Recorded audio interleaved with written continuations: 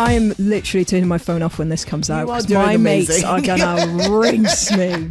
I think coming into this, we talk so much about what she does off the field for the women's game, which is brilliant. But you never, and she says in her own words, she's a rugby player first, and then she does that as well. And I think maybe some skeptics out there thought, yeah, right, you know, we see you dance, we see you do this. But actually for her to have the opportunity to show on the world stage how good a rugby player she is, I've had on good authority that he has already named his team for each round. Yeah, so the players actually knew when they were going to be playing. Things like that are really cute to be able to like see a different side of the players, not just the like smashy, passy stuff, but like having able. That's how you describe rugby. Smashy, passy. I love that. Hello and welcome back to the official Rugby World Cup podcast, brought to you by Asahi Superdry, the official beer of the Women's Rugby World Cup 2025. We're in the thick of it now. It's all getting very exciting. I'm your host, Betty Glover, joined as always by the one and only Anne Onwesiri, who is officially famous now, everybody. So, you happy about that? Ecstatic. We're going to get onto that in a moment. We're also buzzing to be joined by former Wales winger Philippa Tuttiett. Philippa, thank you for joining us. How are you? No problem. Thank you for inviting me. Yeah, good. As long as we're not going to talk about Wales, I'm great. I am afraid that we are going to talk about Wales. I am very sorry about that, but a bit later in the programme. But this weekend of rugby has been pretty amazing, hasn't it? We've seen a lot of dancing. We've seen more history being made. There has been a lot going on. We've also got 7 teams that have qualified for the quarterfinals. They are Canada, Scotland, England, Ireland, New Zealand, France, and South Africa. And there is 1 spot left. That is either going to go to the USA or Australia. There's a lot on the line, Philippa, isn't there? I know. What another brilliant weekend, hey?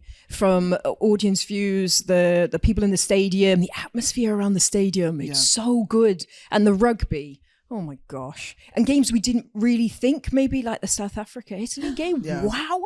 You know, we always knew it was going to be a tussle between Australia and USA, but back and forth and back and forth. So stressful to watch. So stressful. Yeah. But yeah, another amazing weekend. We're going to get into those games in a moment. But Anne, tell us about your weekend, because you had arguably the biggest role in that Canada-Wales game. I did. I was on the pitch. I was meant to play. She wasn't playing. I was meant to play, but I was really busy. I presented the MasterCard Player of the Match trophy for the Canada-Wales game.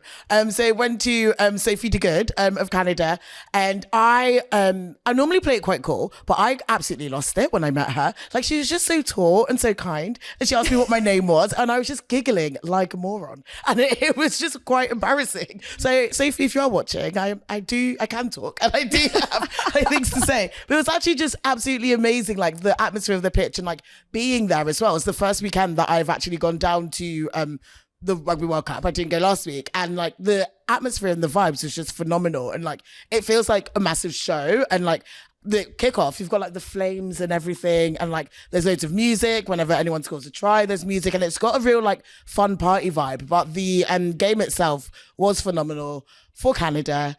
Sadly not for Wales. But there was just so much. It was such a great experience. So yeah, I'm famous and it's lovely to be here. Well done. We saw you on the TV and I thought you did a cracking job. And we're going to get into that game later. But Philippa, I think there's only one game that we can start with. You've mentioned it already. And do you know what? During the sort of start of this World Cup, we've been itching, haven't we, to see a tight game, a tight tussle where you're on the edge of your seat. We actually got delivered with 2 games at the weekend, didn't we? But let's start with USA against Australia. Firstly, what did you make of it? Because you were watching it on your own in a hotel room, weren't you? Which is a little bit I am that cool, everybody. Yes. Thank you for...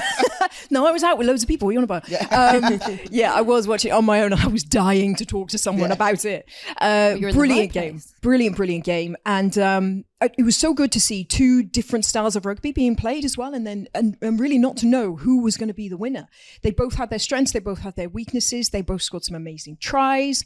In USA, power game. Australia, beautiful out the back. Oh my gosh, their hands, their skill set is just incredible. Right, you know, you've got rather big ladies running right at you here, and then you're still putting in a 20-meter bullet pass. Like, unbelievable. And I'm still not sure that when I finished, it was like amazing that they had that draw, but I don't really know who I wanted to win, because I was cheering for them both at different times. It was whoever was down, you were cheering for them, and then they were ahead, and it just went back and forth so many times. So good. But you say that you feel sorry for Australia after that, don't you? I do, because I think the way that it's going to progress now, Australia are going to go on to play England, with all the best intentions. We saw a lot of great things from Australia. That is going to be an England win, and England could be ruthless with that and make a real statement then going into the quarterfinals. And with USA, they've just got to beat Samoa. And as much as we've loved what Samoa have brought, that's going to, there's quite a disparity there. So I think points-wise, we will see USA go through. So that makes me feel bad for Australia, because they've just done so well. And Jo Yap, the head coach of Australia, it's her last tournament in charge, and how amazing would it have been for her to have taken them to the quarterfinals. What she's done for that Australian team in a relatively short time is incredible. It's still possible. Oh, it's still possible. Sorry, never say never. No, I know. No, never say never. I think as a Welsh person, I've always used that line, and it hasn't always worked for us. But you are true. But look, there is a little bit of hope for them, isn't there? And like you say, they played some absolutely beautiful rugby. Talk us through what actually really caught your eye, and who caught your eye from that Australia team. Caitlin Holsh. At 18 years old, incredible. And for me, it was the second try of that game was actually her putting in that bullet long pass. She came round out the back, wasn't selfish, put in a huge pass for them to score. And she was just everywhere, wasn't she? Defensively, I thought they were fantastic. USA, we're going to talk about Alona Moore. Her turnovers in the midfield, she single-handedly stifled a lot of Australia's play. I just love the way she's really stepping up on the field. I think coming into this, we talk so much about what she does off the field for the women's game, which is brilliant. But and she says in her own words, she's a rugby player first, and then she does that as well. And I think maybe some skeptics out there thought, yeah, right, we see you dance, we see you do this. But actually for her to have the opportunity to show on the world stage how good a rugby player she is. It's so impressive, isn't it? It's so impressive. I mean, she went into the PWR, the Premiership Women's Rugby this year, had a handful of games, and then gets into the USA team and is now starting in centre and doing a really good job. An amazing job. And like watching her at the rucks is always just like terrifying. And I think it's always like when I watch her play, I don't normally like think that much about the rucks, but like seeing like the power that she brings and like her ability to like create turnovers and just she's phenomenal. Yeah. It's quite a lot of pressure for her as well, because she's got so many eyes on her now. So much pressure on her from the world. She's such a big name. I don't know, like she's coped with that very, very well, hasn't she? But with Australia, it was their discipline really that let them down, wasn't it? Yeah, I think they gave about 12, 13 penalties, something like that, which, isn't crazy, but it's not great. In such a tight encounter, that can be the fine margins, the difference, because they scored 5 tries each. They both missed 2 conversions each, like it was so level. But just giving them those slightly easier ins with penalty just gave USA possession. And that was the one thing I thought they were quite good at doing was holding onto the ball and just starving Australia. I think if they literally had 10 or 20% more possession, Australia, I think they could have been the winners of the game. But that's credit for USA for sort of putting a stranglehold, on that game. Both deserve to go through. Yeah, really, they do. Don't they? Yeah, they absolutely do. And you noticed some other stuff, didn't you, during that game? Off the field in particular. Yeah, I love the Australia team. I just think, and I've been loving this World Cup in terms of like being able to see the personalities of the players. And like, I really liked the Australia team were helping out in York with like painting. Oh yes, I saw that. Like the sidewalks and like loads of fences and stuff, and like giving back to the community as well, which I think was really nice. What were they painting? Just painting. They were like painting like the fences. They were like bollards and things, that's weren't the they? word, yeah. I was like, they're painting things. Like those short fences that come out of the ground? Bollards. Thank you. Bollards. I know words. But yeah, they were painting bollards and just like cleaning up like around the canals, I think. And it was just a really nice like one for team bonding and like being able to like the humbleness and like the humility of rugby players of just like giving back to the community and the like people around them as well. I really liked as well. But they also did like a really fun in their uniforms of the Pitch Perfect song of the Belarus that they call themselves, which I absolutely love. Yeah. So go on. How does that song go? Do you want to sing it with me? I don't actually know it. I I saw a sign. I saw the sign. And it opened up. Yeah, but I like things like that are really cute to be able to like see a different side of the players, not just the like smashy, passy stuff, but like having able. That's how you describe rugby. Smashy, passy. I love that. To be able to see the fun side and like get to know them more, because then it makes you root for them even more. Because now, yeah, as much as I wanted USA, I did know who I wanted to win, but now I'm just like, oh, it's going to be sad that like Australia might not be part of it anymore. Yeah. But like you then like going forward, get to know them more. Philippa, next time you're on punditry duty, you've got to get in smashy, passy at some point, please. That would be amazing. Rugby. That is, yeah, fair. I've Yeah. never used that before. I need to up I my don't game. want to tell you how to do your job, but Gabby Logan would be like, what on earth are you going on about?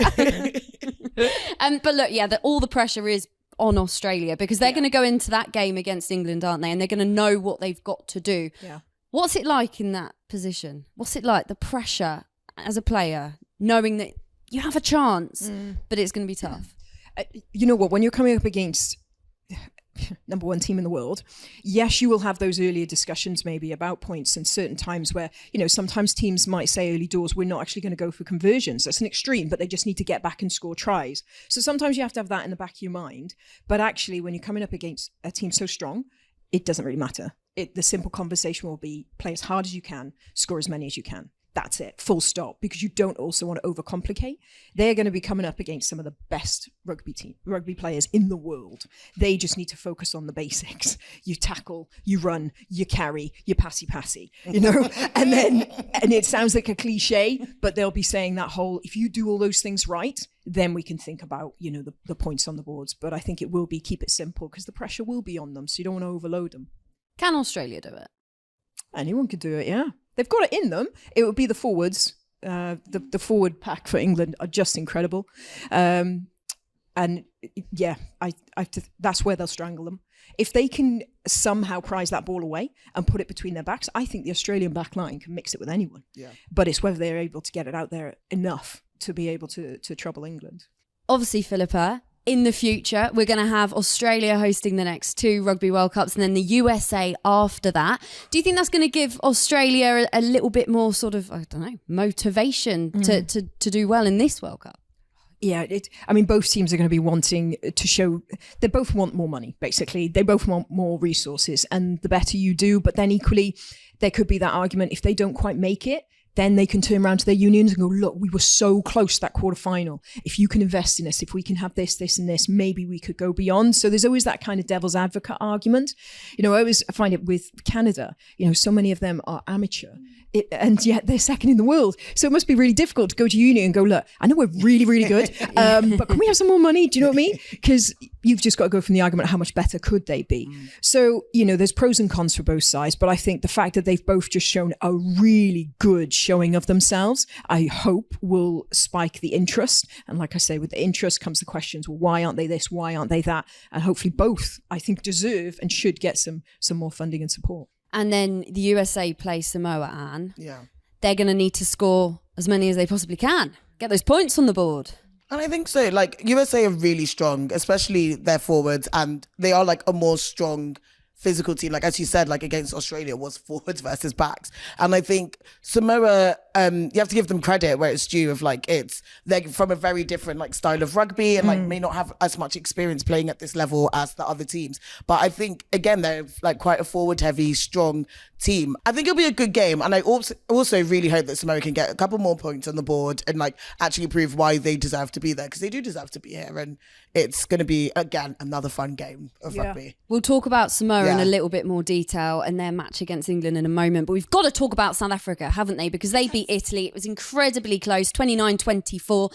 And you loved South Africa, didn't you? I am obsessed with the South Africa team. I think off the pitch, on the pitch, like they bring something to rugby into this World Cup that none of the other teams have. They're the only African team in the World Cup and the only African team, I would say, that are dominant in women's rugby. And like, you can see how much not only are they like great players and very strong, but you can see how much it means to them and for their country as well, and like the kind of home pride that they have about it. I think one of my favorite things as well about the South Africa team is that they, like, body-wise as well, you look at them and they're all like a lot bigger than the other teams, and like, but their speed and their agility is just absolutely phenomenal, and it's so inspirational for me as like a bigger girl that plays rugby to be like, oh, like you can be big and play any position. Like Ifiwe Ngwevu is their centre, who is like, maybe doesn't necessarily look like another centre for another country, but like is so epic, is able to like cut through lines and like keep up with all the players. And it's just so like the joy and like the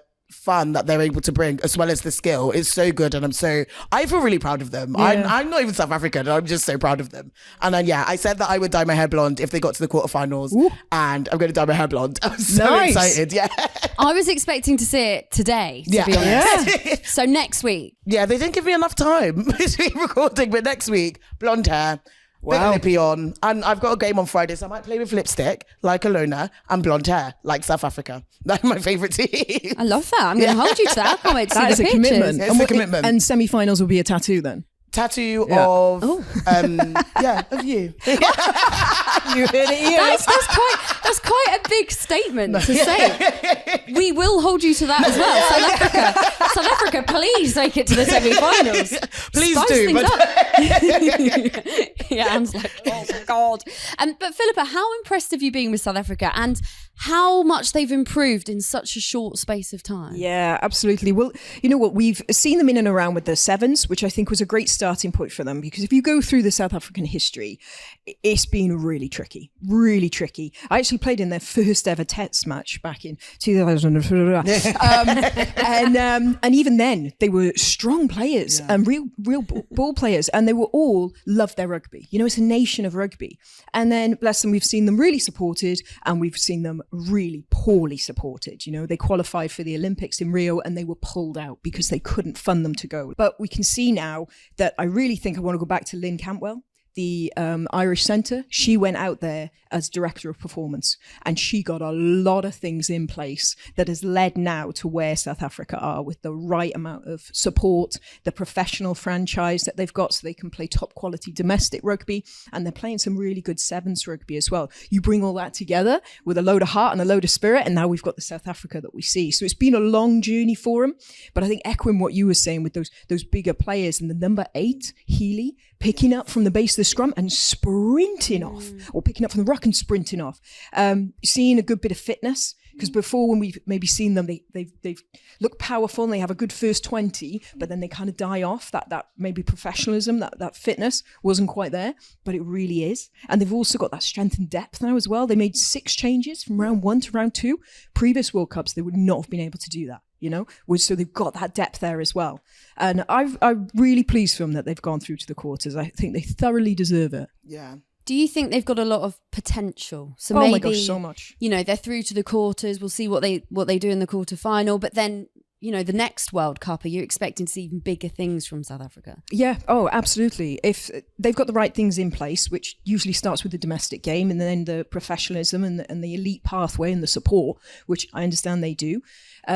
Gosh, wow. I mean, I kind of don't want them to be really good, to be fair. It's almost like, you know, with Canada, as much as I'm championing them, you think, God, all those players they could potentially have to choose from. Yeah. USA, if that became their sport, you imagine the athletes that they could generate. I mean, the players they've already got now, but, you know, how many players from that country are going to be tapping into rugby now? Yeah. It's really scary, but really amazing for the sort of growth of the game and the quality of the game. Philippa, we've seen South Africa men's team dominate rugby for such a long time. They've obviously won the last 2 World Cups.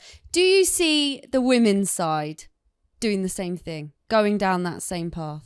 Well, we're certainly seeing signs of it in this World Cup. I mean, they really have got everyone's attention, haven't they? And you know, I think if they do get that little bit more support, maybe some more games in between the World Cups, my gosh, what an untapped resource they could have, because they got strong players, they got fast players, they got creative players. And it was amazing, actually. I could hear in the stand that people were cheering for the bomb squad to come on, like we've seen with the men, you know, bring on the bomb squad. And now they're doing that in the women's game as well, which I just think is class, because I don't know whether there's been a bit of a change in how we view bigger female players. And maybe a couple of years ago, calling them the bomb squad might have almost been a bit offensive to them. Whereas actually it's like, no, bring on our powerful big women. Bring on the bomb squad. Let's go. And I love that. I think that's brilliant. Yeah. South Africa now play France next weekend to decide who tops that pool. The winner will then face the loser of New Zealand, Ireland in the quarterfinals. So that is going to be a really important game for South Africa, isn't it? Really? Yeah, really, really important. I think the one thing I'd be working on them is the tackling. Those one-on-ones, especially on the outside edge. There was a couple of like grabs, you know, which against France, I mean, their back three are just so beautiful in that they glide, but they glide at such pace. It's like the sharpest carving knife just coming through. You've got to be on it with your tackling. I think they could mix it with them in the forwards, the set piece. I think they'll really relish that challenge that France will bring, but it's the French backs. It's containing them for South Africa. And I think for me, it's the battle of the nines as well, because I love Nadine Ruiz and I love Pauline Bardon-Sansus. That's the one. Yeah, but I love them both, and they're two of like the best nines, I think, for me in this World Cup. So to see them like up against each other and kind of like the different styles of play that they're going to bring and like direct the game in, I think that's so exciting as well. It has got me thinking though, right? Who do you think has got the best singing? Because South Africa were absolute vibes, but we've seen it from Fiji as well. We've seen it from Samoa. Who wins that? Gosh, there's lots of good contenders, isn't there?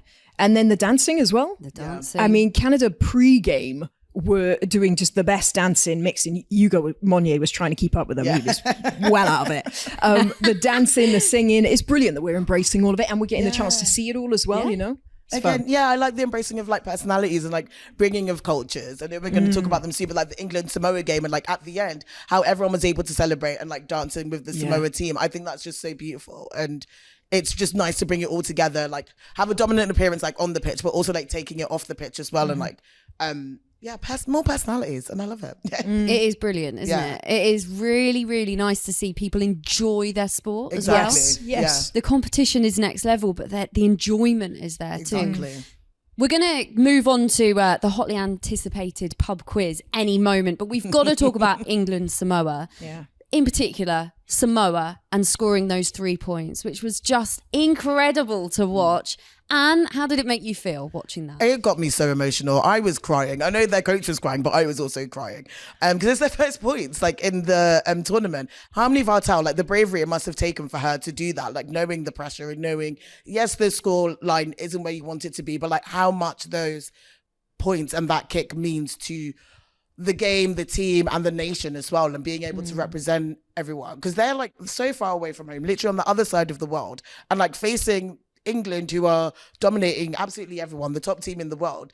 So to be able to do that is absolutely phenomenal, and it's very emotional. It was a very emotional game. It was really emotional, wasn't it? But Philippa, some of the backstories to some of those Samoa players, Yeah. are unbelievable. The amount of mums that are in that team, the Yeah. fact that they're sort of self-funded, they're funding themselves to get to this World Cup. I can't get over it. It's brilliant, isn't it? Yeah, it is. And forgive me, I can't remember her name now. I think it was the centre whose mum came over to surprise her. Do you see that on social media? Oh my gosh. I don't think watching a tournament I've ever laughed out loud so much and cried. Yeah. You know? It just gets you, doesn't it? Like the emotions. What are you laughing out loud at? Her pronunciations. Yeah, names. right, yeah. Everyone's just laughing at me in this podcast, and that's fine. But yeah, it's credit to Samoa, and I hope they get a little bit more supported, because for them back home, it's not easy. They have to play a lot of the rugby over in New Zealand, and then it's very tricky for them to qualify for certain teams to play because of certain restrictions and things. But yeah, there's obviously talent there. There's obviously a lot of love, a lot of passion, and it's just trying to nurture that towards the next World Cup. A lot of the players don't actually live in Samoa either. I think there's like 3 or 4, so then it's even harder to like organise everything. A lot of them live in Australia and New Zealand, etc. But the Samoan head coach really took all of the headlines, didn't he? Ramsey Tomakino. Like the passion for, I think I would run through a brick wall for that man. Yeah. Like listening to him in that press conference, just how much he loves those players, how much, the support means to them. And did you see them walking out of the team coach and the crowd clapping them? Yeah. What a moment that was. Yeah, just unreal, isn't it, for them to experience that. Actually, on round one, they were playing the first game, and I saw them get off the bus, and all the volunteers that had like a whistle, and they were whistling to sort of one. I was like, what's going on? What's going on? And it was basically all the volunteers wanted to see Samoa, and they lined, the sort of the tunnel for them, and they were clapping and cheering, and literally you could see each player coming off like, first of all, a bit like, what? And then sort of feeling it and starting to dance and starting to high five and take photos. It was amazing. It is really good, isn't it? But I think there's a lot of chat around this World Cup about the fact that, we've got a couple of nations that are just absolutely breezing it, and they're just so far ahead. And then you've got some of the other nations that are a lot further behind. And there's a lot of frustration at, some of the matches aren't that close. But this is where we're at, and the likes of Samoa need this experience, don't they, in order to improve? So it's only going to be a good thing going forward, isn't it? Yeah, and I think well, first of all, you're always going to have that at any World Cup, whether it's football, whether it's rugby, whether it's men's or women's, because you're getting so many teams together. And I think it was a brilliant step forward for the women's game to go from 14 teams that we had in the last World Cup to the 16. But again, as soon as you do that, you're going to open up. But I mean, for me personally, some of the most enjoyable games I've watched so far, Spain. Yeah. Like, you look at the scoreline between them and New Zealand and you think, oh, that was pointless. No, go back and watch it. Like, they put everything out there. They really tried to challenge them. So, yeah, you are going to see big scorelines, but you'll see that in any type of sport. And it's good in a way because hopefully it makes those nations and people who are watching those nations from back home, say Spanish people, asking why. Why is it like that then? Okay, so what do we give our girls? How do we support them? How can we do it better? As soon as you've got to be able to inform people, so then they can ask that question why, and with why, hopefully, will come change. Yeah. You've been in the position before where you are playing against the world number one side, and you're going into that game, and you're probably not going to win it. What's the mentality like, and what have you tried to get out of that game? I guess. You know what? Some of the times, usually when we play against England, we've never gone into one of those games as the favourite. I always personally loved it as the ultimate challenge, because there's no point in thinking about where they are and what they do. If you want to be the best rugby player that you can be, you have to have that personal challenge every single time. And for me, playing against England was like, right, these are the best. This is a chance to experience what the best feels like, but with zero respect as well, and just throw everything at them and try and get into them. That's the mindset I would take. And I think that's what a lot of athletes take, is that opportunity. And I think a lot of the Samoan girls talked about it, the fact that they had the opportunity to play against England, the team that they've watched on TV, people they probably admire and look up to as role models. Now they're mixing it with them. Amazing. It's good.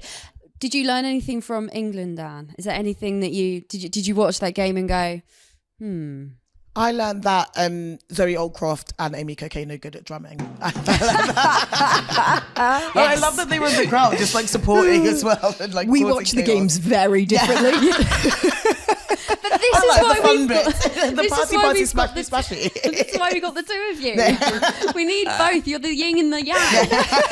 But no. I did like. I like the pretty much majority of the forwards got a try as well. Like, it's nice to see like Kelsey Clifford and Maddie Finati. For her, I'd really be interested in like how she felt playing that, because obviously she's of Samoan heritage and her dad played for Samoa, so that must have been like a really interesting like dynamic to play. But like, being able to like getting to the point of the scoreline being in the 90s is like historic for England, and to put that much of a gap. And I think that I'm really inspired by how the Red Roses just keep pushing the boundaries, keep doing more and more. Every game is like a record-breaking game of them, and I think the fact that they can keep doing that with the consistency and humility again that they have is beautiful. Mm-hmm. Yeah.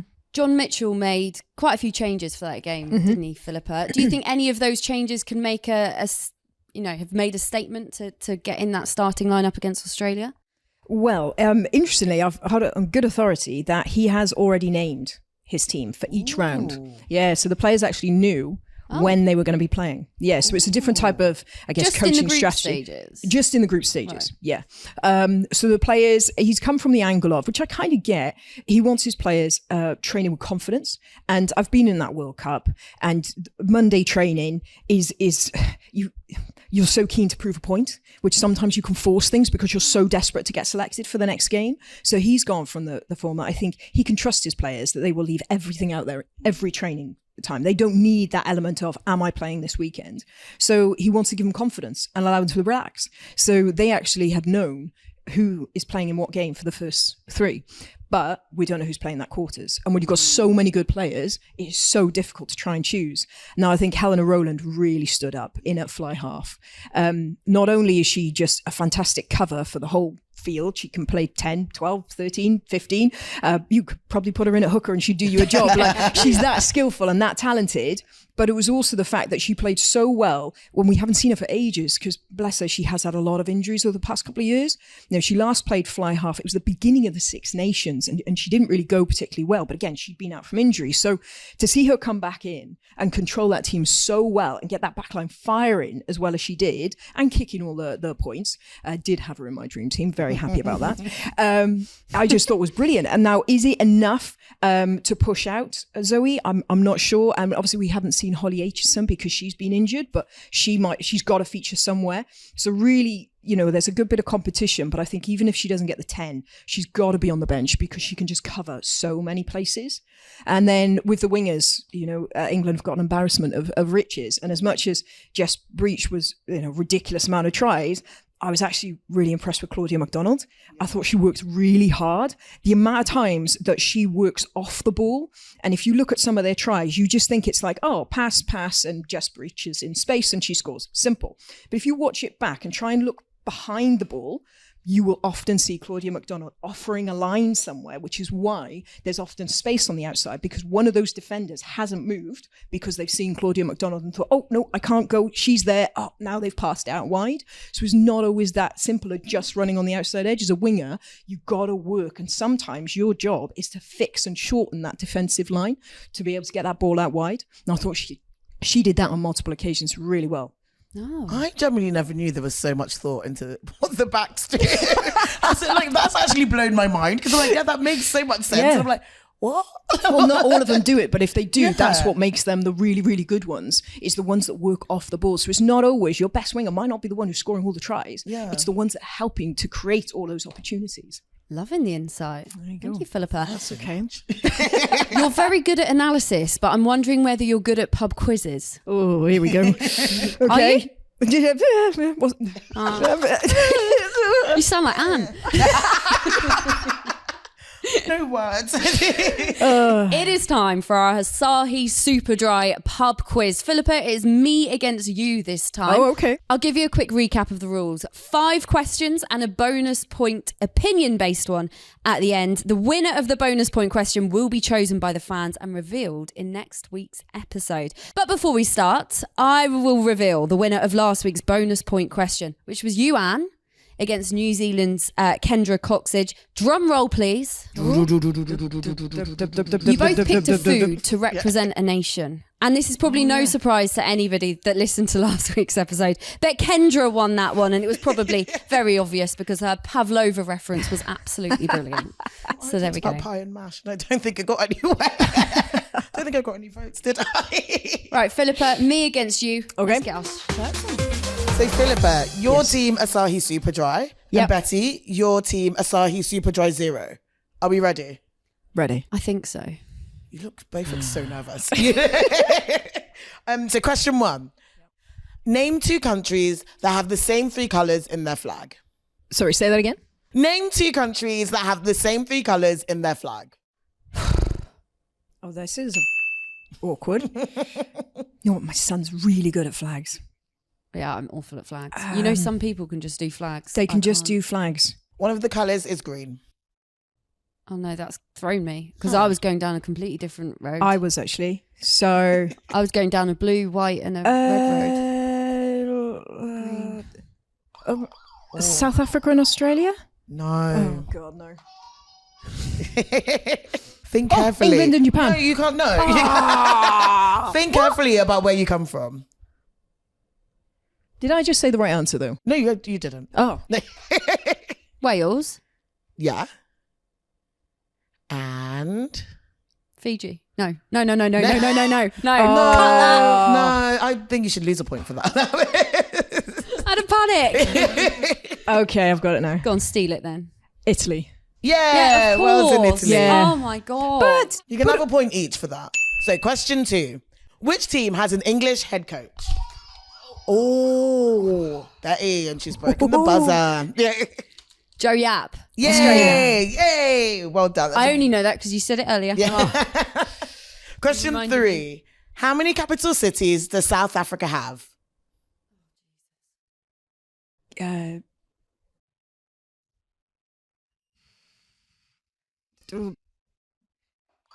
3. Can you name them all? Johannesburg, Cape Town, and what's the surfy one on the coast? Oh, I've been there. The surfy one on the coast. Does it begin with D? Neither of you get a point. You were both wrong. Have a think about what you're doing. But the answers were Bloemfontein, Cape Town, and Pretoria. Okay, yeah. So, question 4. Which team competing has the famous landmark, the Sagrada Familia? That was tight, that one. Take that to VAR. Italy. The Sagrada Familia. No? Oh my God. Spain!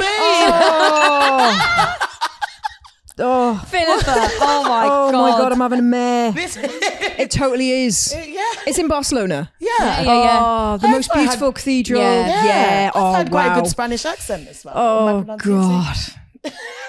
I am literally turning my phone off when this comes out You are because doing my mates amazing. are going to rinse me. So it's 3-1 to Betty. So Philippa, you could still get a draw. But your dignity is shot. Okay. Yeah. Great. Final question. Which Women's Rugby World Cup nation is home to the oldest pub in the world? England. No. Yeah? Wales. No. Ireland. Yeah. Hey! Any guesses for when it was opened? No. Ireland win all the drinking games. Yeah, they do. They really we do. should if we are learning anything from these during these quizzes. It's Always Ireland. Ireland. Yeah. Anything to do with beer, Ireland. Yeah. Sean's Bar, dating back to 900 AD. Oh, fantastic. Wow. Okay. There you go. So the winner of the pub quiz so far is Betty. Well done. Cheers. No, how are you feeling, Philippa? Oh, so embarrassed. So embarrassed. Philippa, you've had a long old weekend. It's fine. yeah. Honestly. Yeah. But I am going to dine off this forever. It's the first ever pub quiz I've ever won. Oh, wow. Crack open this Asahi, guys. Well, we have a bonus question that can take it all away from you, Betty, that we're going to get the public to decide. So the question is, if you had to name a country as an animal, what would it be? And this is the one where people vote on, right? Yes, Yeah. this is the voting one. Well, there's some easy options, isn't there? Yes. So try and do something original and not go for a lion or a dragon or a... Or a springbok. Yeah.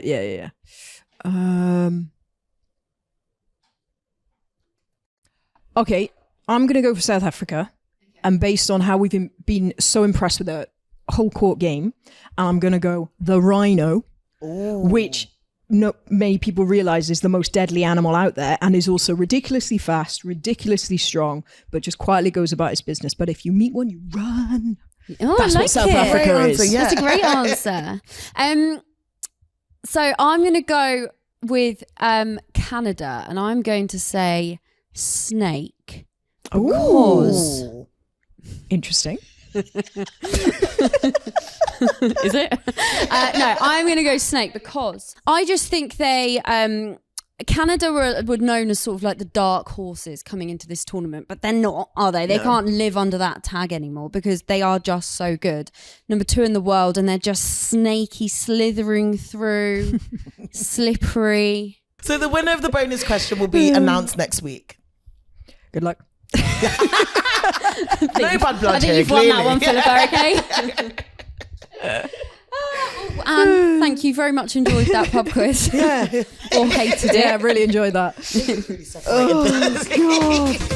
Philippa, brace yourself. We've got to that time of the podcast where we are going to have to talk about your beloved Wales and that game against Canada. You were there. I was there, yeah. Very wet and rainy. You know what? I was actually quite lucky. At the beginning, it was dry, so I was okay. The rain kind of came in for Scotland, Fiji, but yeah, it was a much improved performance. We wanted to see a reaction from them, and we certainly saw that, which is great. So that is a real positive. And you know what? They conceded 4 tries in the first half, and you kind of thought, oh, here we go. And I liken it to Six Nations against England. You go down 3 or 4 tries, and we always say, right, second half, come out fighting. But quite often, the floodgates open, and they concede a load of tries, whereas actually they only conceded 2. And that was when one of their best players, George Evans, was in the sin bin. So I take positives from that. I know the scoreline doesn't look strong. It is strong, and there's a big fat 0 around Wales, which is not good. But there were some positives to take from it. Head coach Sean Lynn said that he wanted to see fight. He wanted to see heart from his players, which he didn't feel like he saw against Scotland. Yeah.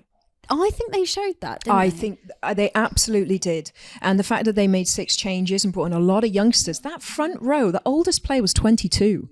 That's crazy. Going up against an incredibly experienced, strong Canadian pack. And they fronted up. So I think, we saw a lot of good attitude. It's just, it shouldn't have needed that shock in round 1 to get that attitude. You should be coming into a World Cup, the pinnacle of your career, with that attitude ready to go. So that for me is really frustrating, but you can't look too far back. And we've got now a really big game against Fijiana, because no one wants to go home with 0 wins. Like, they've got to come home with something.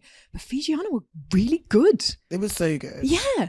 Scotland are 6th in the world and Fijiana are 12th. And yet that scoreline was pretty tight. It was 2 tries in it. Like, that's incredible. They really troubled them. I feel like Fiji have a lot of possession, but they didn't do loads with it. Do you think Wales can sort of capitalise on that? Can they use that to their advantage? I think they need to be smart with their tactics, because you can't outplay Fijiana. And I think Scotland almost got caught trying to do that at times. They were trying to throw it around, and that gave Fijiana easy ins. So I think it does need to go back to a bit of a boring kind of kicking game, which will suit Claky George, our fly half, down to the ground, pin Fijiana back, because they're not going to kick out and play and be sensible. They're going to try and play. Yeah. And then you've got to try and back your defence. Scotland, I think, made over 200 tackles, because Fijiana were playing so much. So that's tiring stuff. You don't want to be sucked into a really tiring defensive set and then trying to run around like headless chickens trying to score. And don't get me wrong, Scotland came away with the win, but they made it quite hard work for themselves. Yeah. So I think Wales need to learn from that and make sure they play sort of savvy. Where do Wales go from here? What do they do? They obviously have got to pick themselves up, but what's the future for Wales? Gosh, well, you know what? There's a lot of things going on in Wales at the moment. We've just had sort of a proposal from the WRU about how the professional game for women is going to look, and also how the professional game for the men is going to look. We currently have 4 professional men's teams. They are looking at the idea of reducing that to 2. Which obviously comes with a lot of people don't want to lose their teams, get that. But then also there's going to be looking at potentially 2 professional teams, which would be huge for the women's game in Wales. I personally don't think we need 2. I would be happy just to see 1 and do it really, really well. And maybe in a couple of years see that team playing in the PWR, getting brilliant competition. So it's hard to say what the future looks like, because there's a lot of unknowns at the moment. But I do know that the WRU are not thinking about the women's game as in something we have to look after. They are looking at it now as something they want to look after. And I think seeing how all the other teams are doing in this World Cup can only really benefit Wales. But equally, a lot of those individuals have had to take a long, hard look in the mirror, because some of the most experienced players in round 1 didn't perform. And Sean Lynn doesn't mix his words, he drives standards and he gets success. And we've also got to remember, he only came in February. So he hasn't had long. He hasn't had long. And when he started with Gloucester Hartpury, they weren't winning games straight away. It took him a good 2 years for them to really start challenging. And then he got it to a point where they won, back-to-back championships. So a little bit of patience, but absolute faith and trust in Sean Lynn. So we've got the right guy there. Potentially, if we can sort out everything else going on in the background in regards to maybe a professional women's domestic team. And there's a lot of young talent. I talk about that front row. Maisie Davis, 19, Molly Reardon, 20. rugby, fronting up and showing they've got that attitude. It's just building all the other layers on top of that now. Slightly controversial question, but I was reading potentially based on like the performances the past couple of weekend, Spain entering the Six Nations and Wales leaving. What are your thoughts on that? Yeah, tough. I actually remember playing against Spain in the Six Nations again. He's about to cry. Yeah, I know. I'm not sure. Jesus. That is a bit of a... Yeah. I mean, you're opening up a big box there, whereas their promotion relegation in the Six Nations, all that kind of chat. I do think it's harsh on Spain, because I actually remember playing in the Five Nations when they were a part of it, or the Six Nations when they were a part of it. And it was just... all of a sudden they would just cut to get Italy in to mimic the men's. I'm not sure. People get paid a lot of money to make those decisions. I'd like to see Spain getting some more rugby, because we can see that they can mix it, but they just need more rugby. But no, I wouldn't be up for Wales going out of the Six Nations. Let's not encourage that. Let's not encourage it. But it was interesting though, because especially watching New Zealand, Spain play, like Spain were phenomenal, and they've won the last couple of European championships. But I also think you need to have Wales in rugby, and it's nice to have them in the Six Nations. And Sean Lynn hasn't been around for long enough to make an impact as heavily as maybe needed in the World Cup. So I'm definitely pro Wales in the Six Nations, but I just wanted to be controversial. I wanted to throw it out there and see. I love seeing the younger players coming through though. I think that's such a positive thing. If you're going to take positives, let it be that. Canada as well. Just an incredible side, aren't they? So good. Who really stood out for you in that game? Sophie Tuttiett. I mean, next level, oh my gosh, just so good. Her stats were through the roof. You wouldn't be surprised to know she was the top carrier. She nearly made the most amount of meters. It was a winger that made more meters, but that kind of happens with meters game, because wingers get ball usually with no one in front of them, so it's quite easy for them to chew it up. Sophie Tuttiett gets the ball with about 10 players in front of her, and she still chews it up. So actually her coming second is huge. I know another one as well, with the amount of passes the players make. So it's usually pretty standard. You're number 9, because they're the first ones at the ruck and they pass the ball away. They're always going to have the highest number of passes. And the person they pass to usually is the 10, so they'll have the second highest. But the third is always up for grabs. It's usually a centre. It was Sophie Tuttiett. She made almost as many passes as their 9. She was like their third playmaker on the field, in the second row, carrying hard, kicking the goals. Like, she's incredible. To think this is her coming back from injury. Really horrendous injury that kept her out for so long. Wow. Second row and their goal kicker. She's just wild, isn't she? Yeah. And I mean, she would have been in the Olympic 7 squad as well, but unfortunately had that injury. And again, for a second row to mix it on the world stage at sevens is just incredible. Both Canada and Scotland are going to want to win their game to see who tops that group, because whoever doesn't will face England in the quarterfinals. That is actually a really crucial pool game, isn't it? What do you think Scotland are going to have to do to beat Canada? Scotland have been really impressive so far, haven't they? They have, but equally, Canada have been a bit more impressive, to be honest with you. They have got that all-court game. They've got the backs, they've got the forwards, they've got the set piece. They can just, as soon as something isn't working, they'll just actively change it. And they got no dramas with that. They seem to be so fluid with their ability to just play different ways. I think... we actually had Pam Boycer, who's currently injured from the Canadian squad. She was in with commentary team, so it was awesome to sit next to her and watch the game and get her insight. And I was trying to dig as much as I could from her, especially in regards to what do you think of England and where are their weaknesses, because But she was so confident in what she was saying. She was like, "Oh, we know what their weaknesses are. No, we think we can do it." What are their weaknesses? Well, I can't say. But no, genuinely, she gave me some theories, and I was like, okay, yeah, if you can back that up, that's really good. But it was amazing how there was no fear there. She was just like, no, we're good. We know what we can do. Do you think Canada believe they can beat England? Absolutely. 100% they do. They honestly, they really, and they love the fact that they're kind of just going about their business. Like there's not the pressure on them each game, and they're just fully embracing it. I think their physicality has gone up another level from what I remember in the last World Cup. And also in the last World Cup, they didn't have that strength and depth. So by the time it came to the semi-finals, they were just gassed. They were really on their feet. Whereas now in this World Cup, we've seen big changes between round 1 and round 2. Still an incredible performance. It'll be really interesting, won't it, to see what happens. But I'd like to see Scotland put some pressure on Canada, because I'd like to see how Canada cope with that. Exactly. Pressure. Yeah, and I think they could do. I think they've got the players. Evie Gallagher at the back row. She's a phenomenal athlete. And then Francesca McGee on the wing. She had a brilliant game, scoring tries, defensive effort as well. Like coming across from the other side of the wing to make tackles, try-saving tackles. Just effort. I love that in players. What is it like when you just can't stop scoring tries? Because Fran McGee is doing that. I might need to phone a friend about that one. Not sure about that. You know what? It's just the most brilliant place to be in regards to your confidence. You hear a lot of it with wingers when they just click and they get a couple under their belt. It's they stop thinking about it, which is half the battle. When you overthink, should I step in? Should I go on the outside edge? Do I need to fend?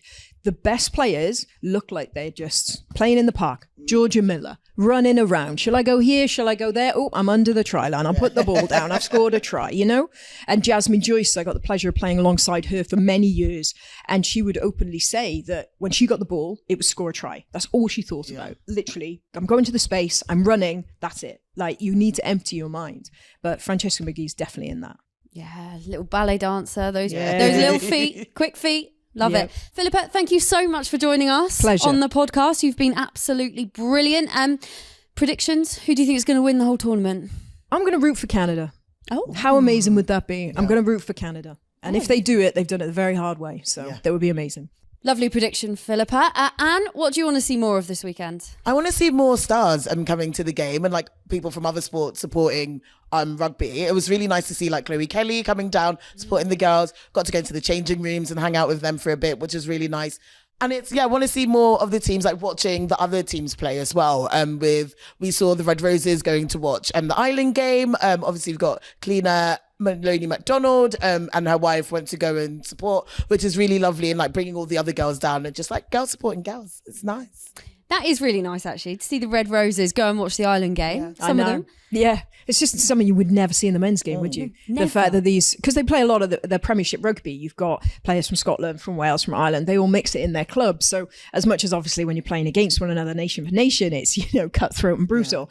But actually when they're playing for another team against someone else, you are going to go along and support the person, But also with Chloe Kelly, it was amazing to see her in the changing rooms, because I don't know who she was sat next to, but it was a rugby player, it's an international England rugby player who's obviously quite big, and she was literally like this. But I thought, when we talk about the body and embracing the power, and it's been a big thing about it, hasn't it, with women, and embrace your body and the amazing things that it can do. You look at Chloe Kelly, and I think it just put it in more perspective when I saw her next to a rugby player, how slight she is. And you think about that penalty, and there was a load of stats going around about the power that she generated, and you just think, God, walking down the street, I would never have thought this is terrible on me because I'm making a judgment, but I would just never have thought you could generate that power. But sport has given her the opportunity to show how powerful she is. It's amazing, isn't it? I love that. I think she gave a little speech, didn't she? She did. In the dressing room, which I would pay money to hear Chloe Kelly giving a speech. But great to see England Lionesses also enjoying the Women's Rugby World Cup, because that is so important, isn't it? Exactly. Absolutely. Girls supporting girls, and that's what we need. Like just more camaraderie, and it's amazing to see. And thank you very much as well. Have you got any more surprises up your sleeve for us? Let's see. Will we be seeing you on TV again this weekend? Always. Always. Interesting. Thank you so much for watching or listening. Remember to subscribe wherever you get your podcast. Leave us comments as well. Let us know what you think. Let us know what you think about Philippa's incredible analysis as well. Get your comments in those comment sections, and we'll be back next week. We'll see you later. Bye. Bye.